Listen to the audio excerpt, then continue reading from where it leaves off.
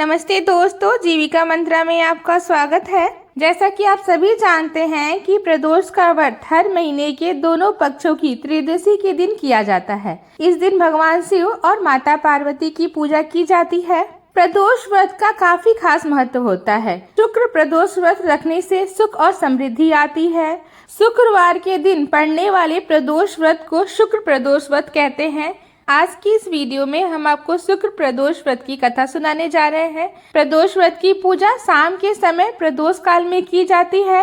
2024 में 22 मार्च को होने वाले प्रदोष व्रत का प्रदोष काल आपको हमारे पिछले वीडियो में बता दिया गया है। आप उसे जाकर आई बटन पे देख सकते हैं। भगवान शिव को ज्ञान और मोक्ष का दाता माना जाता है, अतः अध्यात्म की राह पर चलने वालों को प्रदोष व्रत अवश्य करना चाहिए।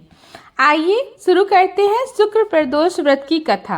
एक नगर में 3 मित्र रहते थे, राजकुमार, ब्राह्मण कुमार और तीसरा धनिक पुत्र। राजकुमार और ब्राह्मण कुमार विवाहित थे। धनिक पुत्र का भी विवाह हो गया था, लेकिन गौना शेष था। एक दिन तीनों मित्र स्त्रियों की चर्चा कर रहे थे। ब्राह्मण कुमार ने स्त्रियों की प्रशंसा करते हुए कहा, नारीहीन घर भूतों का डेरा होता है। धनिक पुत्र ने यह सुना तो तुरंत ही उसने अपनी पत्नी को लाने का निश्चय कर लिया। तब धनिक पुत्र के माता पिता ने समझाया कि अभी शुक्र देवता डूबे हुए हैं, ऐसे में बहू बेटियों को उनके घर से विदा कराकर लाना शुभ नहीं माना जाता।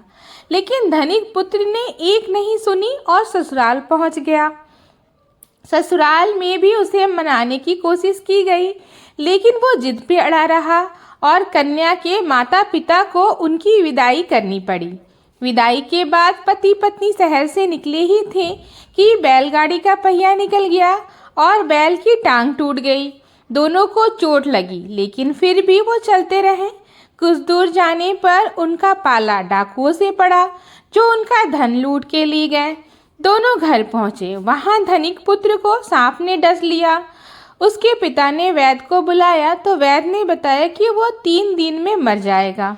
तब ब्राह्मण कुमार को यह खबर मिली तो वो धनिक पुत्र के घर पहुंचा और उनके माता पिता को शुक्र प्रदोष व्रत करने की सलाह दी और कहा कि इसे पत्नी सहित वापस ससुराल भेज दो। धनिक ने ब्राह्मण कुमार की बात मानी और ससुराल पहुंच गया, जहां उसकी हालत ठीक होती हुई दिखाई दी। यानी शुक्र प्रदोष के महात्म्य से सभी घोर कष्ट दूर हो गए। कथा समाप्त हुई। कथा कहने वाले, सुनने वाले और हुंकारा भरने वाले सबका भला हो। धन्यवाद।